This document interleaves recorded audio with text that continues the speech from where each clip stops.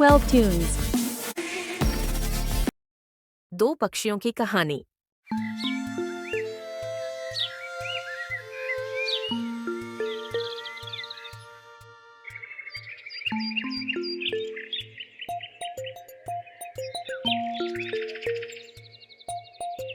एक समय की बात है, जंगल में एक चिड़िया अपने नवजात दो बच्चों के साथ रहती थी। एक ऊंचे छायादार पेड़ के घोंसले में माँ चिड़िया दिन रात अपने बच्चों को सुरक्षित रखती थी। मेरे बच्चों, डरो मत, मैं यहाँ हूँ। अचानक एक भयानक तूफान आ गया। तेज हवाएं, गरजते बादल और भारी बारिश के कारण कई पेड़ जमीन पर गिर पड़े।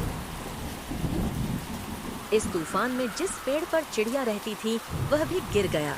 एक भारी डाल घोंसले पर गिर पड़ी और माँ चिड़िया की मौत हो गई। लेकिन सौभाग्य से तेज हवा उन दोनों चूजों को घोंसले से दूर उड़ा ले गई और वे बच गए। हवा में उड़कर आया एक चिड़िया वो गुफा के पास जा गिरा। वहां डाकुओं का ठिकाना था। हाँ, आज बहुत लाभ हुआ, कल और बड़ा काम करेंगे। दूसरा चिड़िया जंगल के दूसरे छोर पर स्थित एक आशी के आश्रम के पास जा गिरा। वहां हमेशा शांति और सत्कर्म का वातावरण रहता था।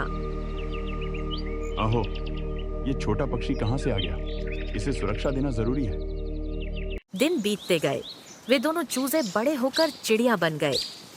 एक दिन देश के राजा शिकार करने के लिए इस जंगल में आए। उन्होंने एक हिरण को देखा और उसके पीछे दौड़ पड़े।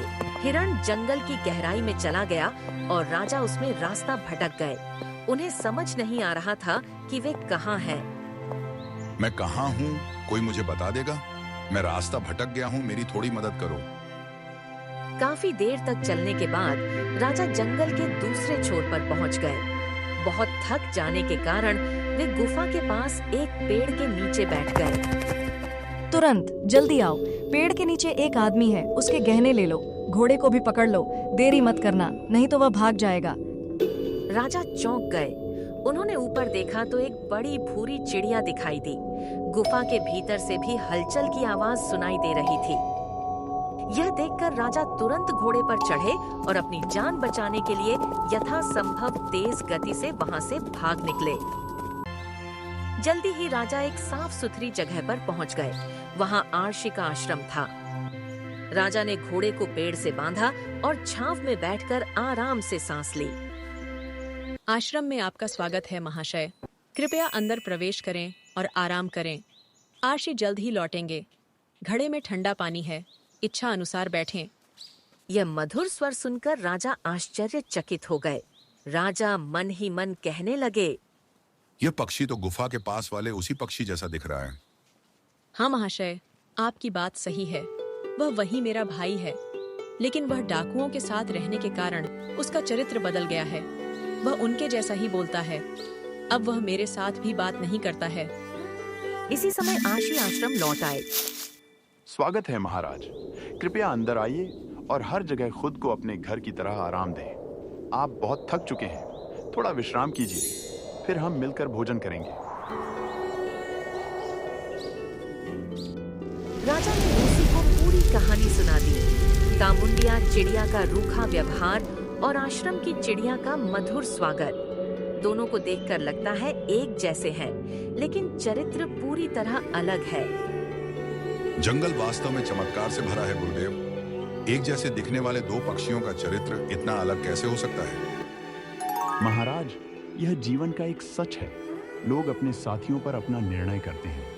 गुफा के पास रहने वाला पक्षी दिन रात डाकुओं की बातें सुनता है, इसलिए वह उनके जैसा बोलता है, उनकी तरह सोचता है।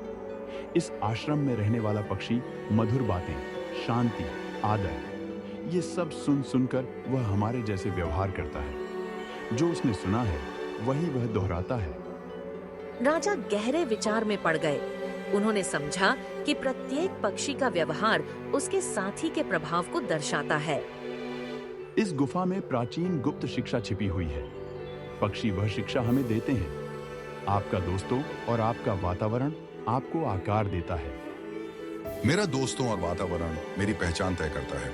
मेरे मन की शांति के लिए यह अत्यंत आवश्यक है। उन्होंने समझा कि जीवन में प्रत्येक संबंध और प्रवृत्ति का गहरा प्रभाव होता है। उस दिन से राजा अपने दोस्तों और वातावरण के प्रति सचेत हो गए। प्रत्येक पक्षी ने उन्हें जीवन का मूल्यवान पाठ दिया।